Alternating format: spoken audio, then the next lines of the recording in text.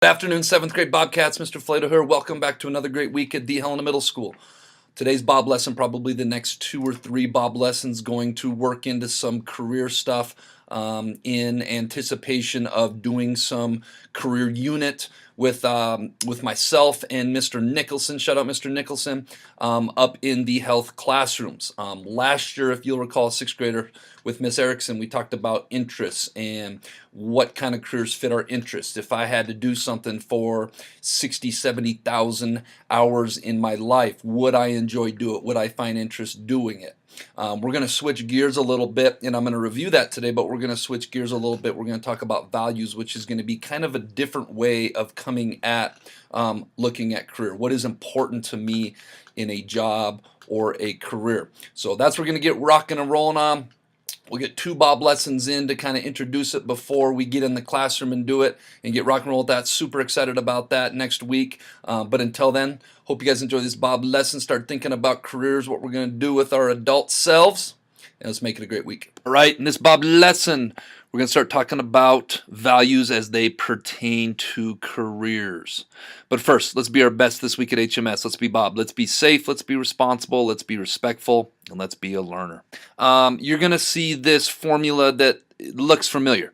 To me, finding the perfect career is a combination of 3 things. The first is taking your interests into consideration. Now, if you'll recall on last year's Bob lesson, I went through all 6 of the interest types. These are also known as career clusters. If you forget, no worries. On this next slide, I'm going to do a quick review. What I'm going to introduce for the next couple weeks here is values. And interests are things obviously you're interested in. Values are things that are important to you, and you'll start to be able to distinguish between the 2 here, hopefully, as we start going through it.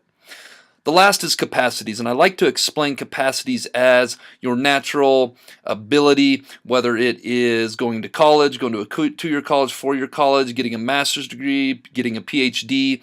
Everybody has a certain level of academic capacities or intelligence capacities. For instance, Mr. Flato, I'm not that smart. I'm average intelligence. I'm not smart enough to be a doctor. That's above my capacities. I'm probably not smart enough to be a veterinarian or a lawyer. It just so happens that my natural skill set fits with being a school counselor.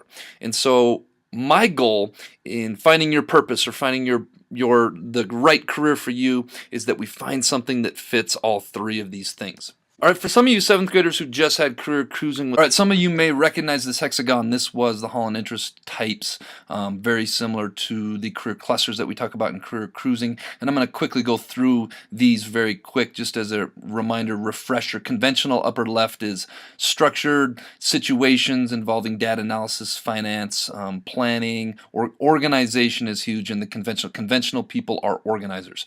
To the right is realistic, and these are hands-on physical activities, outside construction, building things, fixing things, repairing things, not so much using your brain, but more using your hands and your physical skill set, your body. Investigative, on the other hand, is all about using your brain to solve problems, a lot of science, engineering, STEM type careers.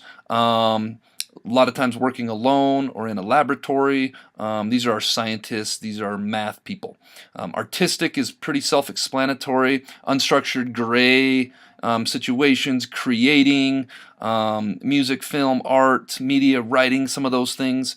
Social careers, which is what teachers are, counselors are being around other people and helping other people, advising other people, mentoring. They are drawn to humanistic or social causes. Enterprising is all about selling, persuading, trying to get somebody to buy something. Assertive, energetic type people are enterprising types. So quickly, that was a review on these, and we're going to move on and start talking about values. These are interest types. Now we're going to talk about values next. There are many different types of values, and when I'm saying these, I want you to just think about these. These are things that are important to you when you're thinking about your ideal career. Let's start with ability utilization. I talk in career cruising all the time. I believe all of us have a special skill, unique skill or ability that we can do better than 99% of everybody else out there. A lot of life is about finding yours. And so in ability utilization, is it important to you to find a career that makes the most of your unique and inherent skills and abilities? Okay, so that's a value right there. The next value is intrinsic achievement. Intrinsic is coming from within. It's the opposite of extrinsic. Extrinsic would be like getting paid, getting a certificate, getting anything that you can see. Intrinsic can't be seen. Intrinsic can only be felt. So intrinsic achievement, is it important to you to find a career that gives you an internal feeling of accomplishment? I get a ton of intrinsic achievement from my job. I feel good when I help kids problem solve or being around kids and helping them feel their best. That would be an example of intrinsic achievement. The next value is activity. Is it important to you to find a career that has you busy all the time so you're never bored? Believe it or not, there are some careers out there that are very boring. I think about maybe being like a security guard or being something where you're just kind of sitting there waiting for something to happen. Now that can sound like a good deal, but honestly, and I value activity. I have a ton of activity in my job. It's like you guys see me in the hallway scrambling left to right. Sometimes my hair's on fire. I like being busy and working, and holy, it is lunchtime already, or it is the end of the day already. You hear people talking about that time flies when you're busy. The opposite of that is having a slow job or a slow career where it's just you're sitting there watching the clock tick, and that can be pretty monotonous and pretty boring. The next is independence. Is it important to you to find a career where you could work autonomously? Working autonomously means working alone. Some people that are more introverted may prefer working independently. Some people that just prefer to work independently as opposed to working with other people in a group or a team situation, that may be something that they value. Is it important to find a career where you could work autonomously, work by yourself? The next value I'm going to talk about is variety. Is it important to you to find a career where no 2 days are the same? That's one thing I love about my career is every day I have no clue what is about to happen. Some days I have certain type of situations going on. Other days I have different type of situations going on. I have situations all the time that I've never seen before. And that is kind of a part of my job that I like. It's just you never know what you're going to walk into. With some jobs, it's like being on an assembly line.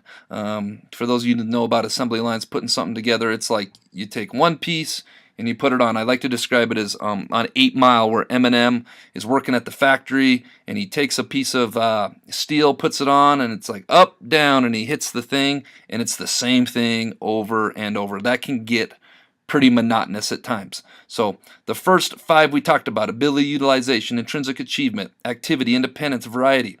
Are any of those super important to you in finding a perfect career? And if so, which ones? All right, we'll be back the next couple of weeks with more values. We're only about a quarter of the way through.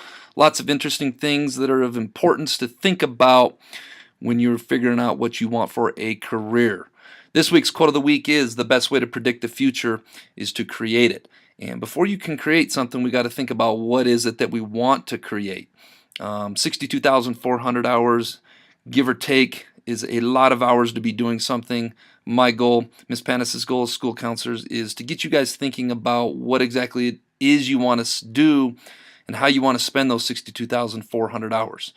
So the best way to predict the future is to create it, and to create it, you got to have a game plan. We're off and running on this week's Jellybean Question of the Week winners, who are James Hansen, Tristan Denning, Kaomi Gallagher, Izzy Looney, and Mackenzie Graham. The answer was 2 legs. How many legs do you have? Your legs do not change. You still have 2. All right.